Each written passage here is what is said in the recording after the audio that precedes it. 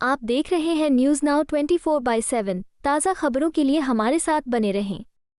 अलका लांबा का ये बयान राजनीतिक माहौल को गर्म करने वाला है। उनके द्वारा कालकाजी सीट पर रमेश बिधूड़ी और आम आदमी पार्टी की आतिशी को लेकर की गई टिप्पणी ये दर्शाती है कि वे दोनों के खिलाफ माहौल बनाने की कोशिश कर रही हैं। उनका ये दावा कि अरविंद केजरीवाल अपनी सीट हार सकते हैं और आतिशी एंटी इनकम्बेंसी का सामना कर रही हैं, इस बात का संकेत है कि कांग्रेस कालकाजी क्षेत्र में खुद को एक मजबूत विकल्प के रूप में पेश करना चाहती है। हालांकि इसका असर चुनाव के नतीजों पर कितना पड़ता है, ये तो जनता के फैसले के बाद ही पता चलेगा। ये बयान चुनावी रणनीति का हिस्सा हो सकता है, जिससे विरोधी पार्टियों पर दबाव बनाया जा सके। मुझे नहीं लगता है कि कालकाजी के लोगों ने कहीं पे भी रमेश बिधूड़ी जी को पसंद किया। उनकी भाषा को लेकर शुरू से ही लोगों में गुस्सा और रोष था। हाँ ठीक है, धन और बल के दम पर उन्होंने बहुत से मेरे पोलिंग बूथ में कहूँ उनको प्रभावित करने की कोशिश की। सामाजिक कार्यकर्ता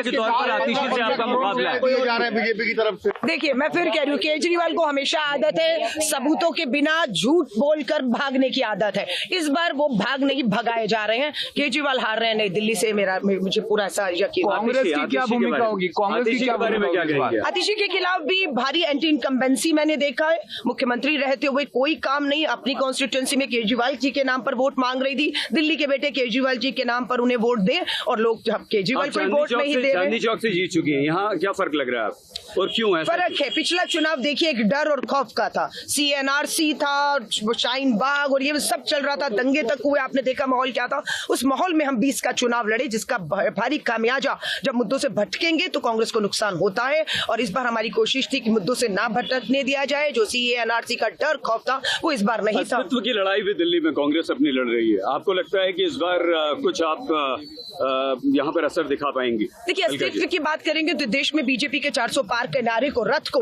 तानाशाह को रोकने वाला सिर्फ कोई था तो राहुल गांधी जी थे। बहुमत नहीं मिला और हम लोग 100 सीट लेकर लोकसभा में दिल्ली में कहे बीजेपी डबल इंजन की सरकार होकर डबल डिजिट दिल्ली में नहीं ला पाई। राहुल गांधी हो, प्रियंका गांधी हो, उन्होंने आपके लिए अरविंद केजरीवाल के खिलाफ, सिसोदिया के खिलाफ, जो टॉप 3 है आम आदमी पार्टी के, तीनों खिलाफ प्रचार किया राहुल और प्रियंका ने। तो लड़ाई कितनी गंभीर रही? बहुत गंभीर रही और मुझे खुशी है मेरे नेता राहुल गांधी जी जब चुनाव प्रचार खत्म होने वाला था, अंतिम दर्शन में मेरी विधानसभा में मेरे साथ मुझे ताकत देते हुए कार्यकर्ताओं को दिखे, उससे हमारा मनोबल बढ़ा और मुझे लग रहा है उससे हमारा चुनाव भी काफी हद तक उठा। अलका जी, आप अलग हो गई आम आदमी पार्टी से। आप तो बीजेपी का साथ दे रही हैं, आम आदमी पार्टी ये कह रही है कि आप नुकसान पहुंचा रही हैं। किसी का साथ अपने ही साथी को, मेरी दिल्ली को बर्बाद किया इन दोनों ने। मैं दोनों के साथ हो ही नहीं सकती किसी भी कीमत में। भाजपा से तो कभी मेरी विचारिक भी, मैं हमेशा मतभेद रही जिंदगी में, कभी भी मैं भाजपा के साथ नहीं आई। जितना अच्छा कांग्रेस करेगी उतना फायदा बीजेपी को। ये आपकी सोच है। मुझे लगता है लोगों को 3 उम्मीदवार मिले थे, तीनों में से एक को चुनना था और आज फैसला हो चुका है। किसी ने ना किसी का वोट काटा है, ना किसी के लड़ने झगड़ने से